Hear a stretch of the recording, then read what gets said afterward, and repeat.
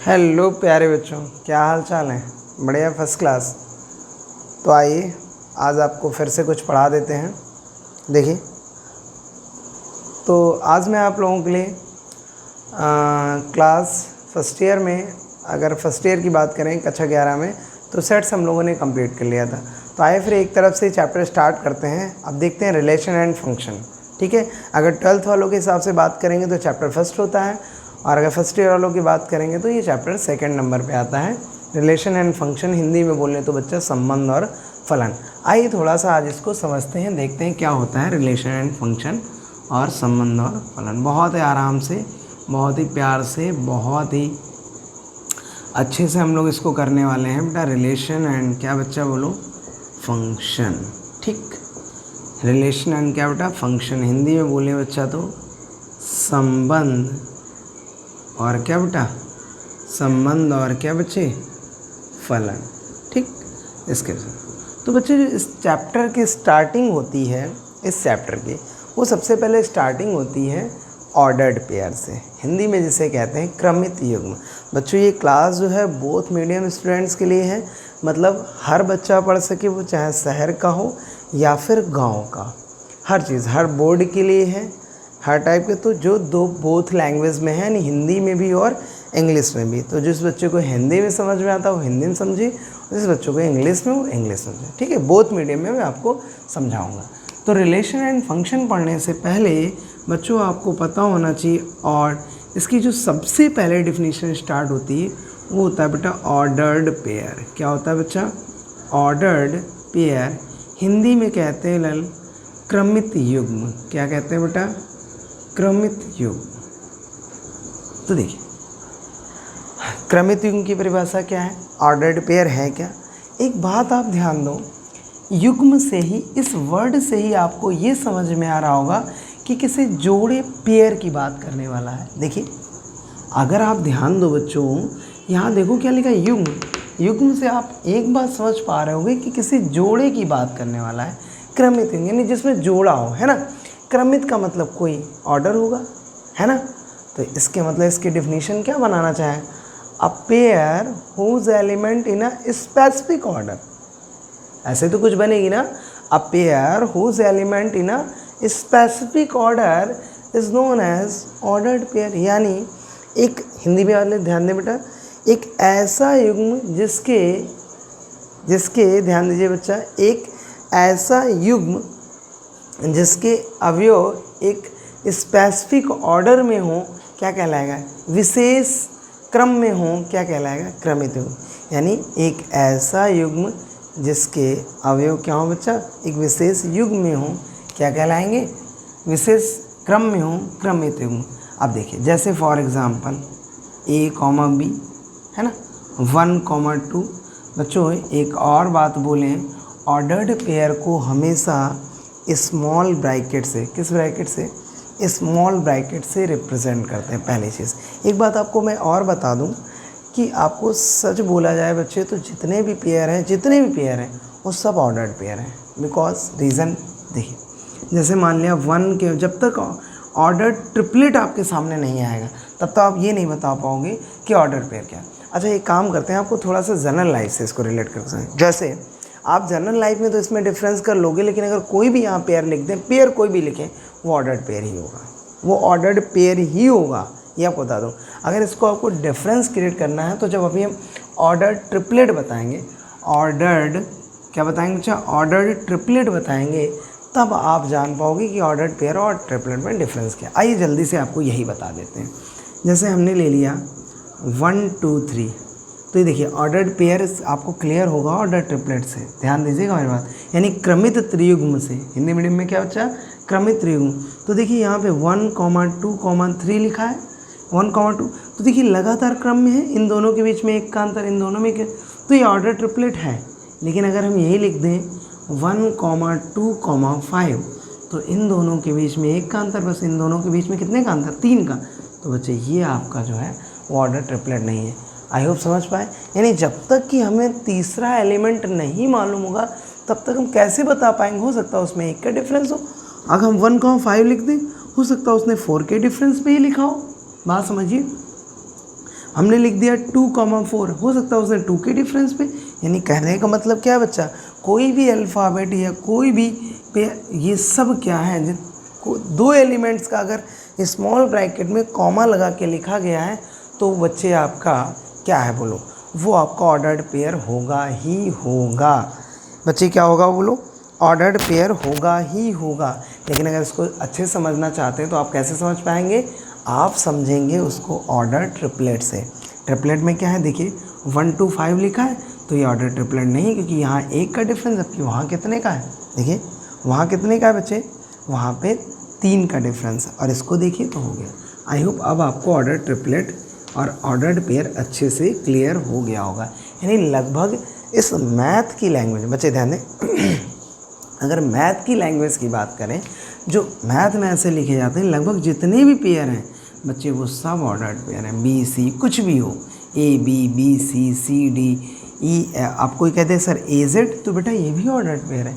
हो सकता है उसने 25 के डिफरेंस में ही लिखा हो, तो जब तक ट्रिपलेट नहीं दिया गया हम क्लियर नहीं कर सकते हैं। आई होप अब बात क्लियर हुई होगी। जैसे हमने लिखा 1 2 3, तो फिर वही बात जो अभी दिया था ये है। जैसे हमने लिख दिया ए बी सी, ये भी है। हमने लिख दिया 4 5 6, ये भी है। लेकिन अगर हम लिख दें 6 8 और 12, बचा नहीं है। क्यों, देखिए यहाँ 2 का डिफरेंस और यहाँ 4 का डिफरेंस, ठीक है, तो एक स्पेसिफिक ऑर्डर पे है। तो आई होप अब आपको ऑर्डर्ड पेयर की डिफिनीशन और एग्जांपल अच्छे से क्लियर हो गया होगा। क्या है, a pair whose element in a specific order is known as ordered pair.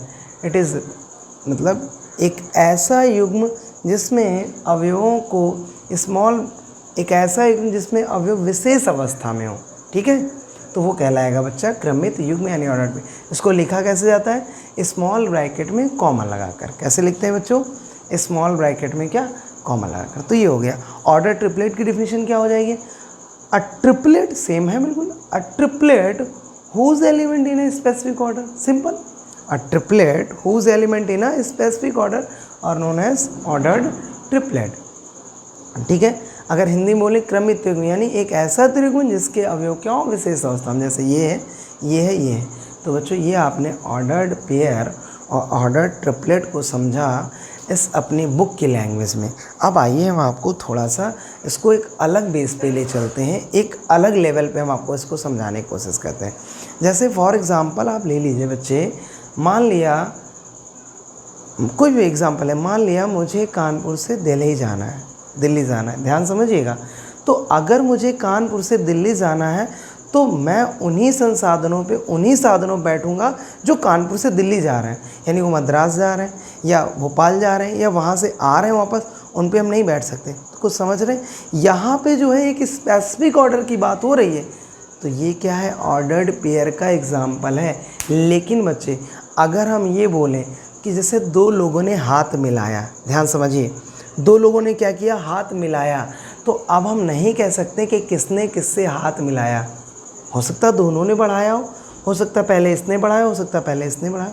बात समझ पा रहे हैं कि यहाँ पे हम क्लियरली डिफाइन नहीं कर सकते। तो जब 2 लोग हाथ मिला रहे हैं तो ये ऑर्डर्ड पेयर नहीं है।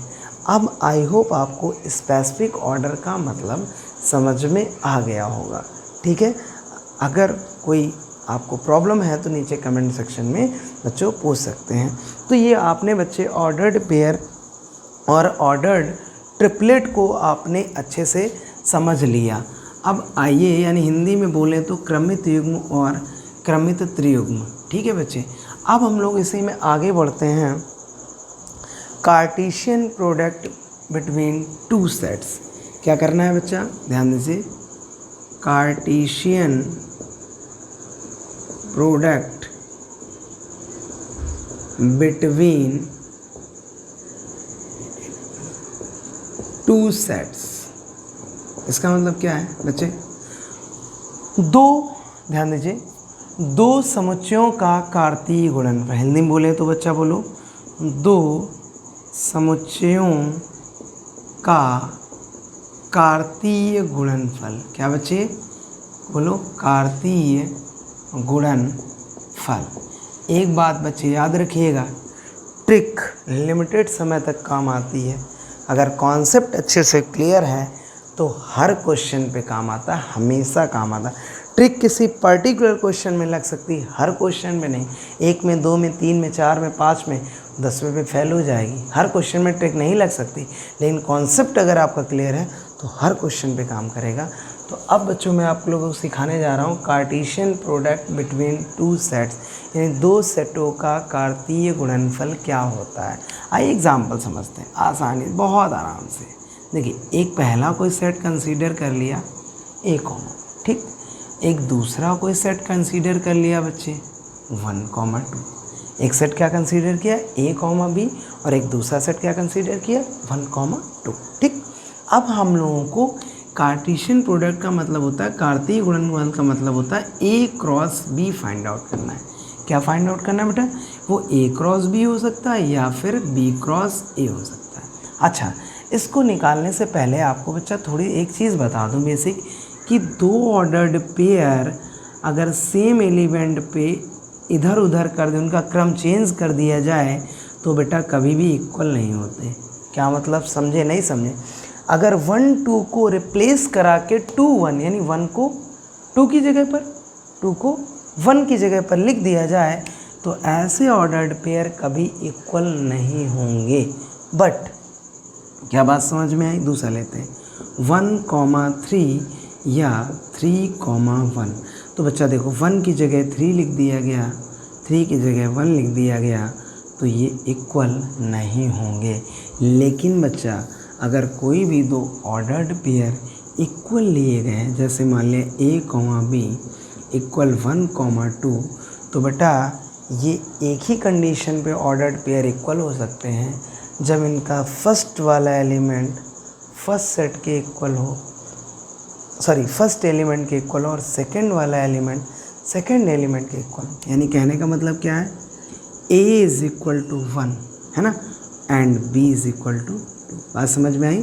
फर्स्ट वाला फर्स्ट के इक्वल, सेकंड वाला सेकंड, तभी बच्चे दो ऑर्डर्ड पेयर इक्वल होंगे, अदरवाइज दोनों ऑर्डर्ड पेयर इक्वल नहीं होंगे। आई होप ये बात आपको क्लियर हो गई होगी। तो इसका मतलब बच्चे, एक चीज़ मैंने ये क्यों बताई ये भी समझिए। इसका मतलब जो A क्रॉस B की वैल्यू होगी वो अलग होगी और B क्रॉस A की वैल्यू अलग होगी, दोनों सेम नहीं होंगे। इतनी बात क्लियर है?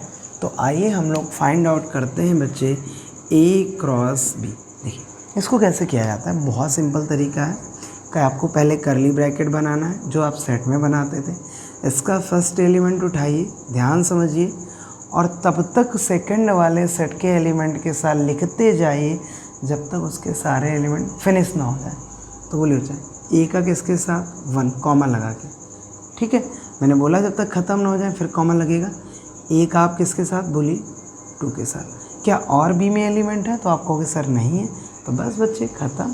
पहले क्या किया, ए का 1 के साथ, फिर ए का 2 के साथ, ठीक। अब क्या करोगे बच्चा, बोलो सेकेंड एलिमेंट उठाओ, बोलो क्या होगा, बी का 1 के साथ, फिर बी का बच्चे क्या हो जाएगा 2 के साथ।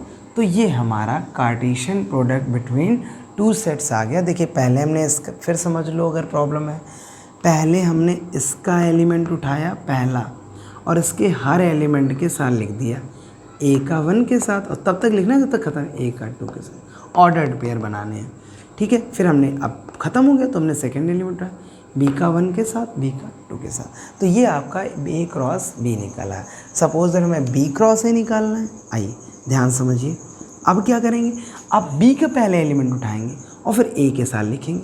तो बोलो पहला क्या होगा बच्चा, 1 के साथ क्या आएगा ए, फिर बोलो 1 ए का किसके साथ आएगा, बी के साथ, तो 1 कॉमा बी, फिर ख़त्म हो गया ना उधर। अब 2 उठाइए, 2 कॉमा क्या हो जाएगा बच्चा ए, और बोलिए बेटा 2 कॉमा क्या बी। अच्छा एक बात आप समझ पा रहे हो, 2 का बी के साथ, क्या एक बात आप समझ पा रहे हो क्या, ध्यान दो, अगर आप गौर से देखो तो जब जो बी क्रॉस ए है वो ए क्रॉस बी के ऑर्डर्ड पेयर का अपोजिट है।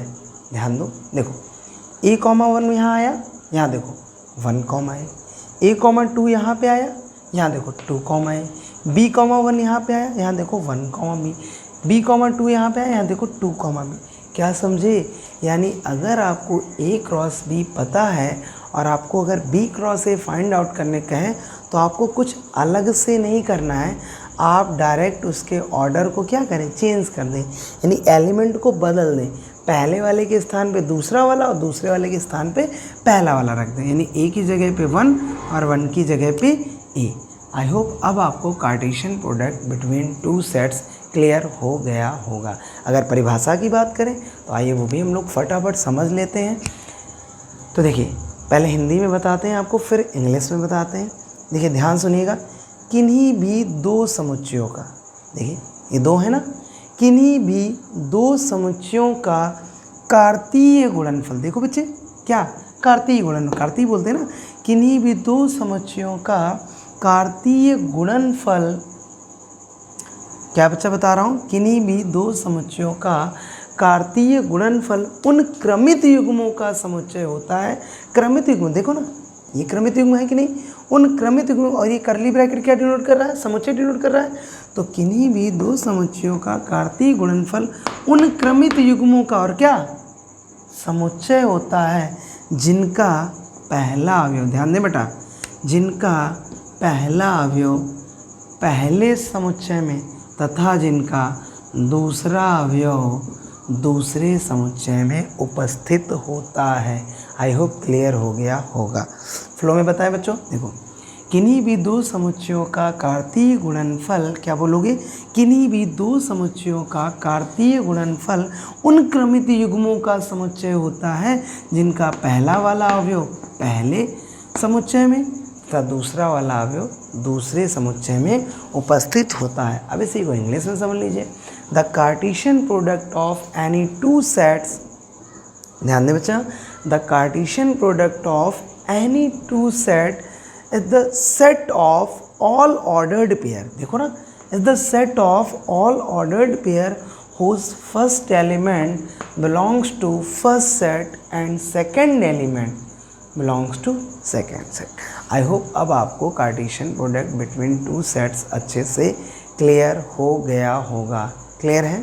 तो बच्चों आज आप लोगों ने ऑर्डर्ड पेयर और यानी क्रमित युग्म और ऑर्डर ट्रिपलेट यानी क्रमित युग्म और कार्तीय गुण, दो समुच्चयों का कार्तीय गुणनफल है Cartesian product between two sets को समझा। आई होप एक क्वेश्चन मैं आपको दे रहा हूँ बेटा, एक सेट है A 1, कुछ भी ले लीजिए 2 और दूसरा सेट है B 3, 4। अगर आपको समझ में आया है तो इस सेट का कार्टेशियन प्रोडक्ट यानी A क्रॉस B, क्या बच्चे, A क्रॉस B मुझे फाइंड आउट करके नीचे कमेंट सेक्शन में कमेंट करें। अगर आप कमेंट करें तो मुझे लगेगा कि ये पूरा जो वीडियो लेक्चर है आपको क्लियर हुआ है। अगर नहीं कर पा रहे हैं तो मुझसे पूछें, मैं फिर समझाऊंगा। तो मिलते हैं बच्चों नेक्स्ट वीडियो में। बेस्ट ऑफ लक, पढ़ते रहिए।